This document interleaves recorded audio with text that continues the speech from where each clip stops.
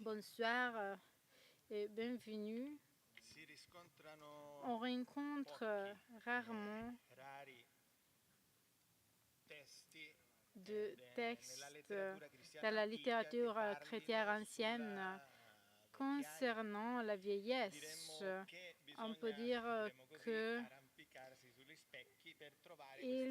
on a vraiment beaucoup de difficultés pour trouver ces textes où on peut lire une réflexion systématique ou un traité systématique sur la vieillesse. Pour ce qui concerne les auteurs, les écrivains des premiers siècles. La raison claire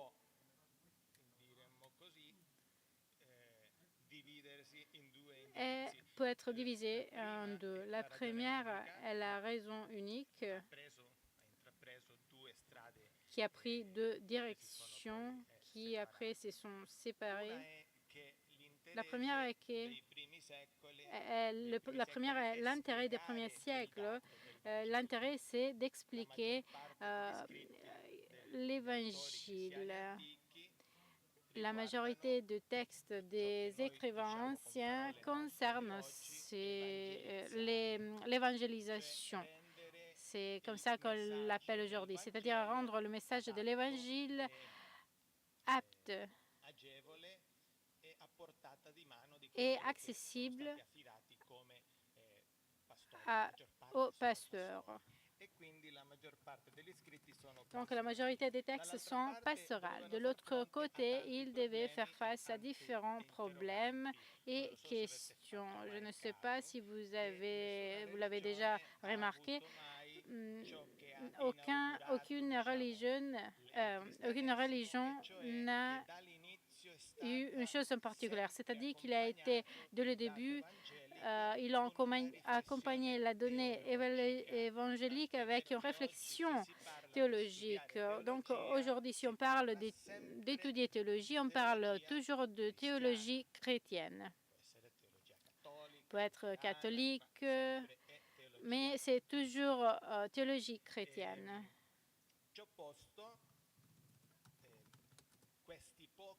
Et ce texte s'inspire à la tradition classique. Par exemple, les traités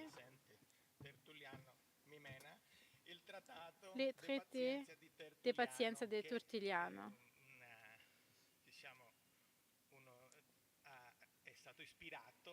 qui s'est inspiré, pas copié mais presque, de l'œuvre de Sénèque, l'œuvre homologue. Il faut attendre jusqu'à le 5e siècle pour lire un traité sur l'anthropologie, qui est aussi un autre mot qu'on utilise, chrétienne.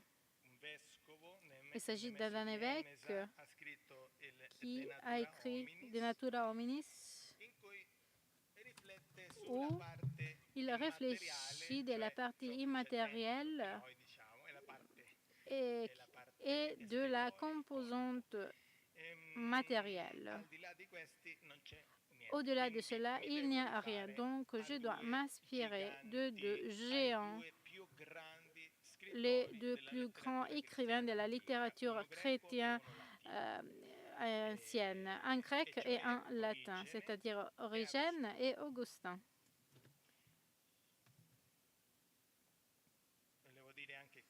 Je voulais aussi dire que j'avais mis Démésius parce que Démésius, dans les premiers paragraphes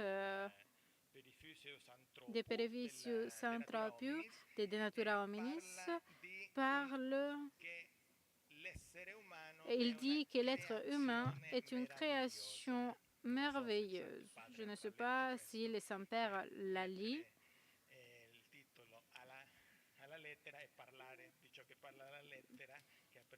Et c'était juste concernant la lettre qu'il a présentée il y a quelques jours, mais c'est très intéressant qu'un évêque du siècle XV parlait de cela, du point de vue positif de la création de Dieu et de la merveilleuse création de Dieu, c'est-à-dire l'être humain.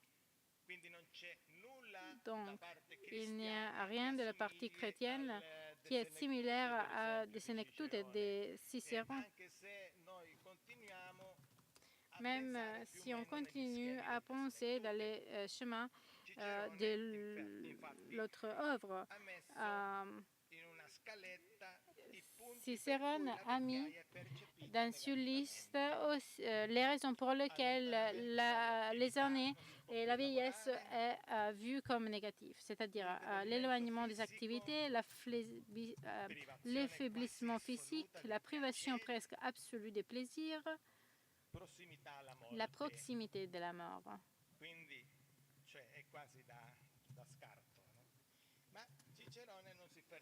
Mais Cicéron ne s'arrête pas là. Il était un génie et il parle aussi des traits positifs de la vieillesse, tels que l'auctoritas, les concilius, la sententia, qui étaient les valeurs importantes parmi les membres très respectés de la curie romaine, de l'Empire romain, pas de la curie d'aujourd'hui. Même si, comme je vous disais, la liste peut être utilisée encore aujourd'hui. Ces caractéristiques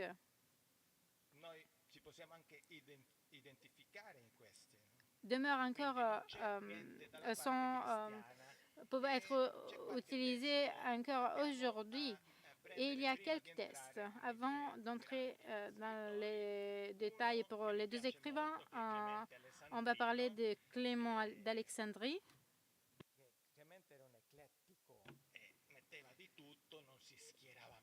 qui n'est déclaré jamais sa position, et il a fait différents textes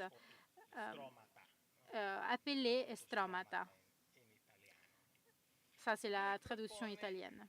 Et il propose des considérations négatives concernant l'aîné, l'homme âgé. Il faut rééduquer les aînés parce qu'ils sont à nouveau des enfants. Il est en train de mentionner Platon parce qu'il disait que la personne âgée retournait à l'enfance. Et ça, c'est un concept très célèbre pour ce qui concerne l'étymologie du terme italien rimbambire. D'autres écrivains ont souligné la vie de l'autoritas. Aussi Clément, mais un autre, Clément de Rome, dans une lettre qui a été écrite par lui-même, il parle de différents épisodes de rébellion des jeunes contre les personnes âgées. Et il y a différents problèmes de nature politique dans ces textes. On remercie Dieu, on ne doit pas faire face à ces textes ici. Donc, on le laisse à côté.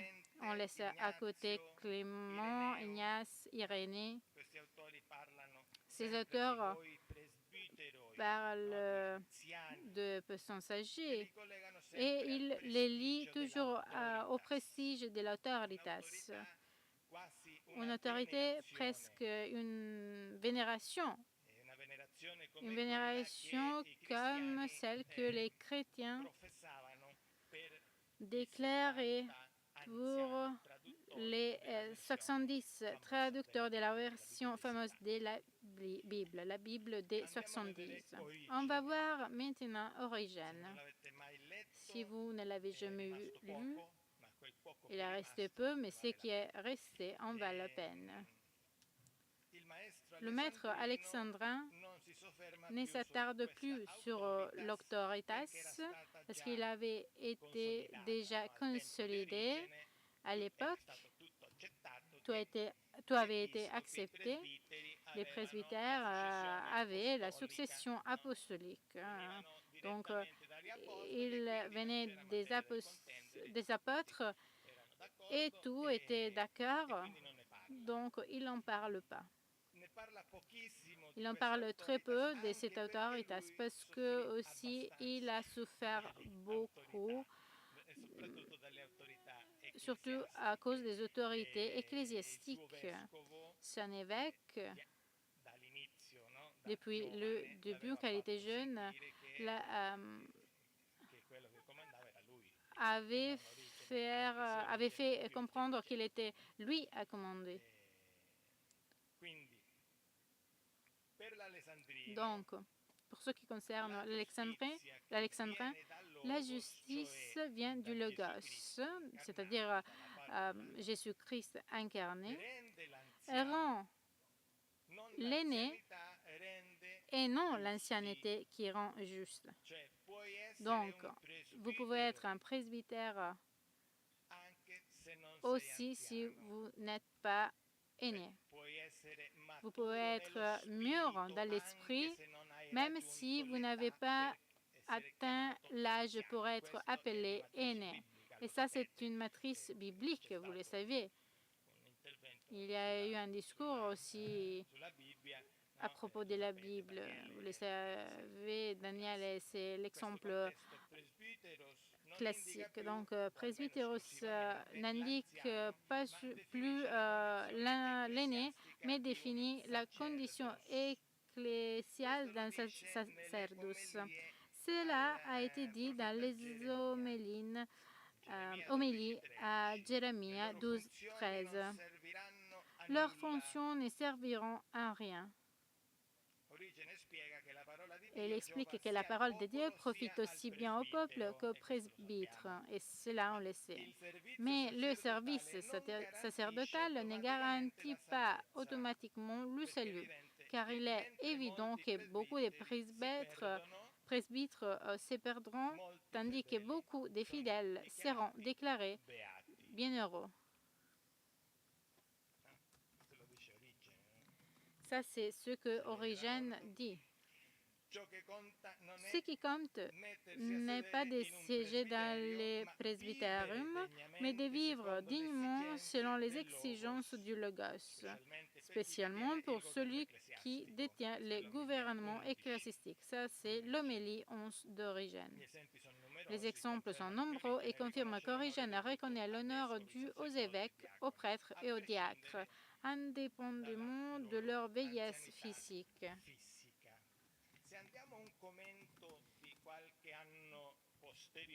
Si on va à l'année 244, plus ou moins, on parle du commentaire sur Matthieu, les temps changent. Lui, on doit voir Matthieu 15, 1, 2. En l'analysant, on a vu que l'évangéliste rapporte la controverse avec les pharisiens qui accusent les disciples de transgresser les traditions des anciens en ne se lavant pas les mains. Donc, l'Alexandrin exhorte les fidèles à purifier leur action, non selon les traditions des anciens, c'est-à-dire les traditions humaines, mais en suivant la droite raison afin de s'approcher des tropins. Donc, Jésus reprend les pharisiens en plaçant les commandements divins au-dessus des normes humaines et en soulignant ce qui a été donné par Dieu. Donc, Origène élargit la citation de Matthieu en rappelant l'Exode et le Lévitique.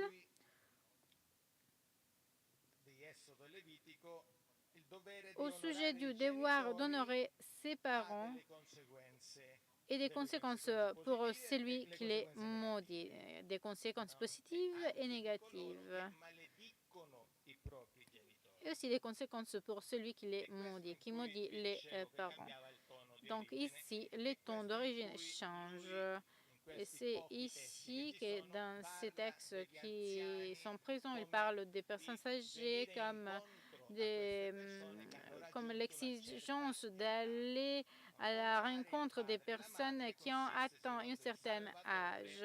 Donc, honorer son père et sa mère consiste, selon les sauveurs, à pouvoir à leurs besoins vitaux en leur offrant nourriture, vêtements et toute l'assistance nécessaire.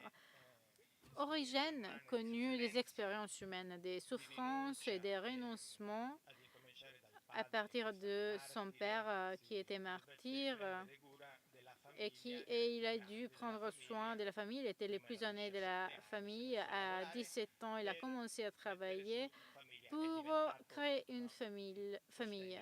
Il était le soutien même de la famille quand le père a décidé. Donc, dans son traité, il y a des 10 ans en avant, c'était un texte très bon, un commentaire au Padre Nostro. Il y a une partie très importante aux anciens chapitres du De Oratione et il parle de la fragilité. Aux anciens chapitres, il traite de l'union entre les créatures rationnelles, humaines et spirituelles, et il affirme que les anges et les âmes des défunts pris avec les chrétiens vivants. Et ici, il y a l'anthropologie d'origine qui est très complexe, où ils prennent tous les êtres qui ont été créés, qui sont des êtres rationnels. Certains ont un corps et les autres ne l'ont pas. Il y a les anges avec un caractère platonique et ça, pour lui, c'est la partie importante. Et c'est à unifier à la prière de différentes personnes, des personnes qui sont passées par exemple d'un monde à l'autre et des personnes qui ont été toujours là, les anges. Et il fait 3 exemples, Tobie et Sarah. Et cette prière est présentée devant Dieu par Raphaël. La joie des anges pour la conversion d'un seul pécheur dans l'évangile de Luc et l'intercession de Jérémie, déjà mort, pour le peuple et pour toute la ville sainte.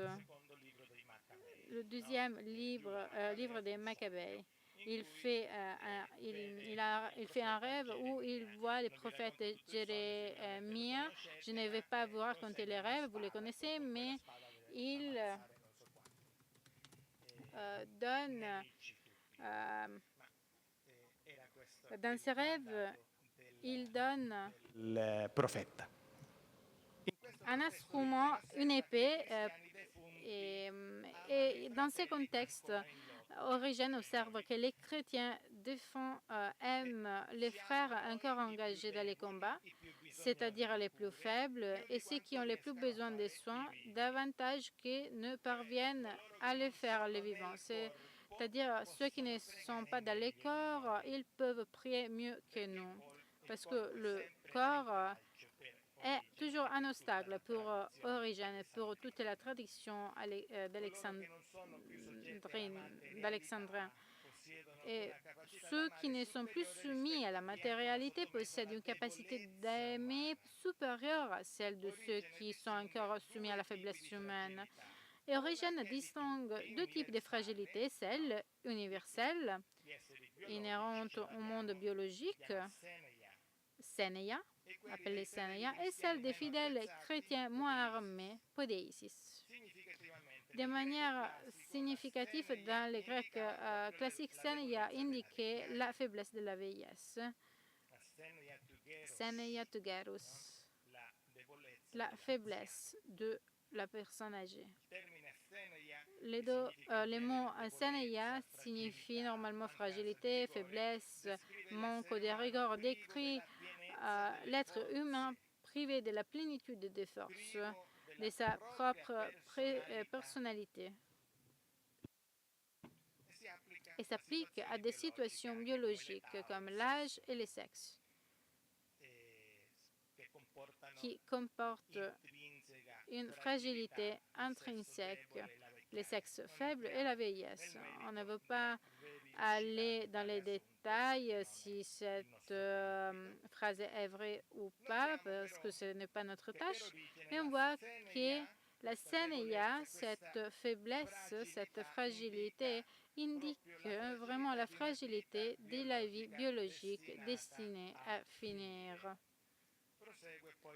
Après, il poursuit le discours, il se sert d'un passage paulien.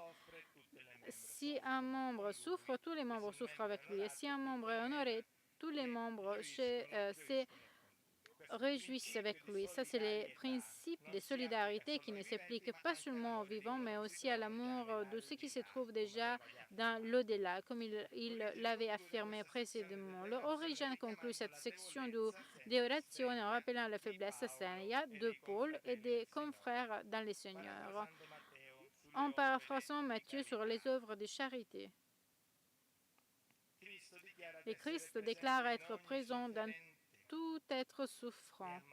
Il est malade dans chacun des malades, prisonnier, nu, étranger, affamé, assoiffé, car les tribulations des croyants sont les souffrances mêmes du Christ. Vous les voyez, c'est toujours l'Évangile. Quand ces écrivains anciens parlent de cette fragilité, ils parlent toujours de l'Évangile. Pour conclure, selon Origène, le véritable aîné est celui qui possède la maturité du cœur, non celui qui est avancé en âge. C'est l'âge adulte spirituel qui compte. Et ce concept apparaît dans la troisième homélie sur la Genèse, vers 244. Et cette homélie est consacrée au rapport entre Dieu et Abraham et au sens de la circoncision, commentant Genèse 18, où il a écrit qu'Abraham et Sarah étaient tous deux presbytéroi.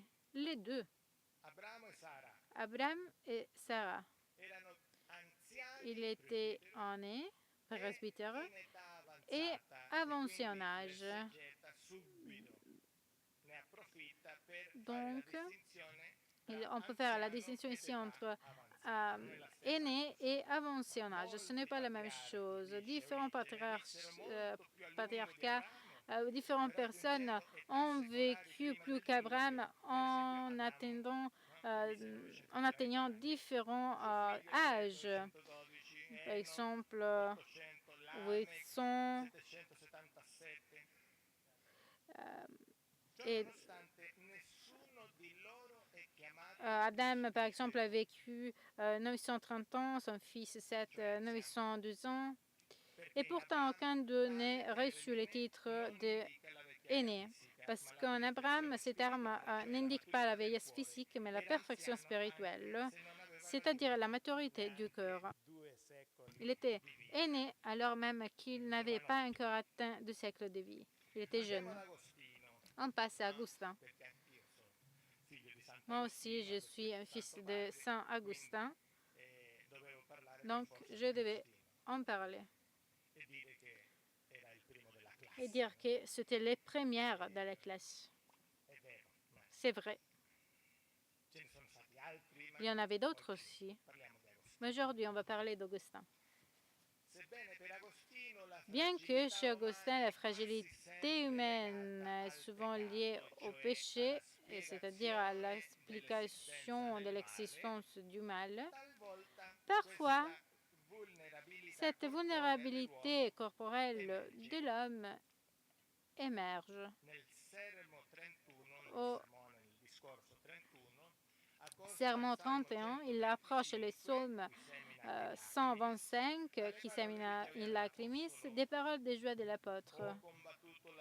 J'ai combattu les bons combats, j'ai achevé la course, j'ai gardé la foi. Vous le savez par cœur. Augustin adresse ces paroles aux faibles, non pour les contraindre à se réjouir dans la douleur, mais pour offrir un motif d'espoir. Même en s'aimant dans les larmes, on a la certitude que la souffrance et l'angoisse passeront, laissant place à une joie sans fin. Il émerge ici aussi les traits eschatologiques d'Augustin qui veut communiquer de l'espoir, surtout dans des sermons comme celui dédié aux martyrs, dont les premiers est le Christ. Dans un autre sermon 369, prononcé à Noël, Augustin observe que l'Emmanuel est venu de la faiblesse de la chair, non dans l'iniquité du cœur humain. Le saint évêque souligne, suivant la lettre aux Juifs, que le Christ s'est compatir à nos infirmités, ayant été éprouvé en tout, sauf dans les péchés. Chapitre 4. Augustin offre dans ses sermons une synthèse christologique dense. Le Christ s'approche par l'humanité assumée et nous libère par sa divinité.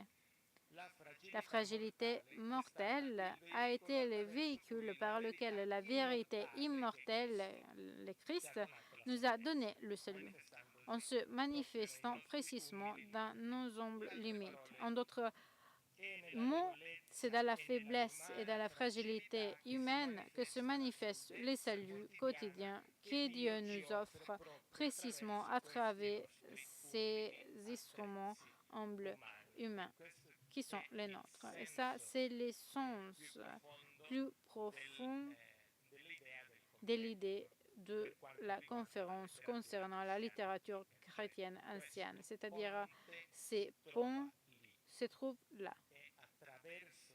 Et à travers cette fragilité, on peut déjà en cette vie montrer une partie du paradis. Et aussi au contraire, c'est-à-dire montrer aux plus faibles, pas nécessairement les personnes âgées, qu'il y a un paradis. Il y a une vie qui est différente. Pas toute la vie signifie souffrance. Dans un autre texte, un des traités sur la première lettre de Jean, il traite du soin que les fidèles doivent avoir pour les membres les plus faibles du corps du Christ. Et une fois encore, il utilise ce corps de Christ qui est en évidente image paulinienne. Pour aimer le Christ, il faut que l'amour embrasse le monde entier, car ses membres sont répandus partout. Aimer seulement la tête en ignorant le corps signifie être divisé et ne plus être uni à l'Église, ni soumis au Christ. Si tu aimes le Christ qui est la tête et que tu blasphèmes contre les membres de son corps, ton amour ne vaut rien. Et ici, Augustin recourt à une comparaison efficace et très intéressante. Il dit que c'est comme embrasser la tête de quelqu'un tout en lui écrasant les pieds avec violence. La douleur infligée en t'écrasant les pieds fait oublier le câlin que tu reçois. Donc, écraser les pieds et ne pas aller à la rencontre des plus faibles. Embrasser la tête, faire un câlin, c'est aimer Dieu seulement en parole. Il s'agissait d'un pasteur, donc aimer Dieu seulement en parole, par des pierres sans fin, c'est embrasser la tête, c'est adorer Dieu. Ne pas secourir les nécessités les plus faibles, c'est écraser les pieds. D'accord? Tout cela signifie procurer au Seigneur une douleur intense plutôt qu'une joie immense. Dans l'un de ces sermons attribués à Augustin ou à la tradition augustinienne, si on ne sait pas trop bien, il invite à accueillir aussi bien les collaborateurs extérieurs qui plantent et arrosent que l'action intérieure de Dieu qui fait croître. Toujours guidé par Paul. Augustin, toujours guidé par Paul, affirme que les pasteurs doivent corriger les indisciplinés, réconforter les pusillanimes, soutenir les faibles il est conscient de la lourdeur d'une telle tâche et il invoque l'aide divine, rappelant que l'on prouve plus de plaisir à être utile qu'à présider. Et je vais vous donner 3 exemples de la lettre 21 où Augustin supplie l'évêque Valère de lui accorder du temps pour l'étude des Saintes Écritures. Il avait étudié, il était un juriste, mais il avait besoin du temps pour étudier l'Écriture. Malgré la stature d'Augustin, qui était déjà grand, il était déjà assez connu dans un pays si petit, ils savaient tous qui Augustin était. Son humilité surprend lorsqu'il demande miséricorde à son prédécesseur afin d'approfondir la connaissance de la page sacrée. Il est difficile de reconnaître la sagesse des anciens. Ça, c'est Augustin. Mais lui reconnaît cette sagesse qui découle de l'expérience décennale du vieil évêque. On offrant ainsi un exemple d'humilité dont il faut faire trésor. Il y a une autre lettre 29 à Alypius. Augustin raconte comment, alors qu'il était encore prêtre, Valère le poussa à prêcher dans des circonstances difficiles contre les désordres des donatistes. C'était toujours l'évêque qui devait le faire. Et Augustin, il était encore prêtre. Donc, il lui a dit, c'est toi à parler. Et s'ils te frappent, ils peuvent frapper dehors l'église. Ils ne vont pas me frapper. Augustin utilise des métaphores fondées sur les contrastes entre lumière et ombre, blanc et noir, pour rappeler la beauté de l'ordre. Et cette lettre a été vraiment beaucoup étudiée. Et on veut souligner l'exercice d'obéissance qui a été démontré par Augustin vers l'ancien évêque. C'est difficile d'obéir à un aîné, surtout dans des environnements ecclésiaux. Nous concluons l'analyse de ces lettres par la citation du dramaturge Terence, qui est une des phrases les plus célèbres d'Augustin. C'est de Terence, mais c'est Augustin qui l'a mentionné dans la lettre 155, et donc elle est devenue très célèbre, cette phrase. Terence lui avait donné un nom grec à la comédie, Euton Timoroumenos, l'ennemi de soi-même. Il imagine un dialogue entre deux personnes âgées dans lesquelles l'un affirme « Tes affaires te laissent-elles donc assez de loisirs pour t'occuper aussi de celles des autres qui ne te regardent nullement ?» Tandis que l'autre répond « Je suis homme et je pense que rien de ce qui est humain ne doit m'être indifférent. » Cette partie, ça c'est la phrase, une des phrases les plus célèbres d'Augustin.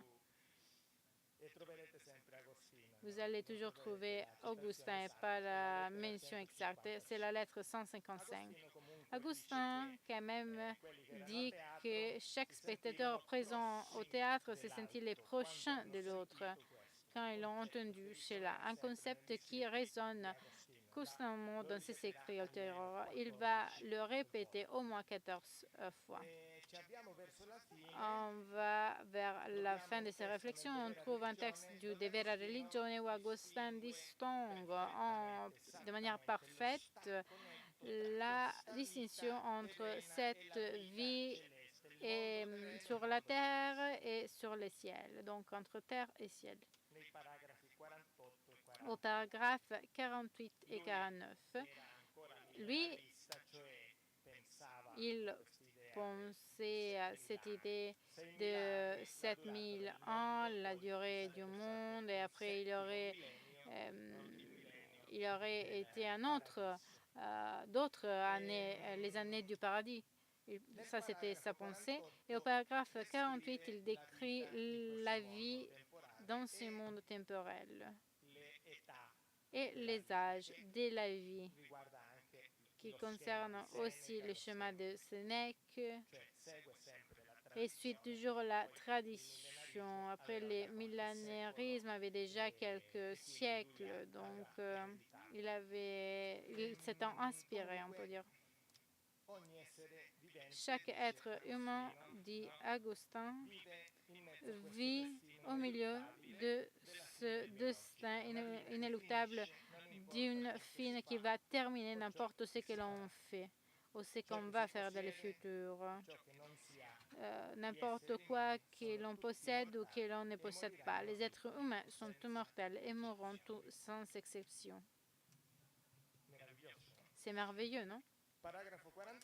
Paragraphe 48, il décrit les étapes, la première enfance, l'enfance, l'adolescence, la jeunesse, l'âge mûr, et le sixième âge est la vieillesse. C'est la pire âge, la plus faible, où on peut être atteint de maladies avec des scènes de mort. Ça, c'est la 48. Il est en train de parler de cette vie. Ça, c'est l'homme aîné extérieur de la terre qui vit selon des désirs temporels et qui ne peut pas atteindre le vrai bonheur et la vraie paix en cette vie. À l'inverse, le paragraphe 49 parle d'une renaissance intérieure qui, par la force spirituelle et la sagesse venue d'en nous, détruit et tue le vieil homme et le soumet aux lois célestes. Il s'agit d'un processus vital qui ne s'accomplit qu'après la mort, définissant l'homme nouveau ou l'homme intérieur à travers les âges spirituels. Le sixième âge, c'est la vieillesse spirituelle, qui est la transformation totale dans l'éternel, l'oubli total de la vie temporelle, l'âge où l'on passe de l'imperfection à la forme parfaite qui est l'image et la ressemblance avec Dieu. Le septième est la paix éternelle après la vieillesse spirituelle. Donc le câlin éternel, la joie sans fin, la vie éternelle, un homme nouveau. Et cette séparation nette, précise, infranchissable et terrible entre le monde terrestre et le monde de là n'exempte pas les chrétiens de l'engagement quotidien. Et il s'inspire très souvent dans les derniers 4 traités, et je dis les derniers parce qu'il les a écrits quelques années avant de mourir. Il l'affirme dans les De Dono Perseverantiae. Parmi les biens que Dieu nous donne demeure le don de la persévérance jusqu'à la fin, que l'on demanderait en vain chaque jour à Dieu si Dieu lui-même, prêtant l'oreille à celui qui prie, ne l'opérait pas en lui par sa grâce. Même si tout se résoudra dans l'avenir, nous sommes appelés par grâce à persévérer dans le bien et à sécuriser les plus fragiles, afin de leur faire déjà sentir dans cette vie mortelle la proximité de Dieu et la proximité avec Dieu. Merci.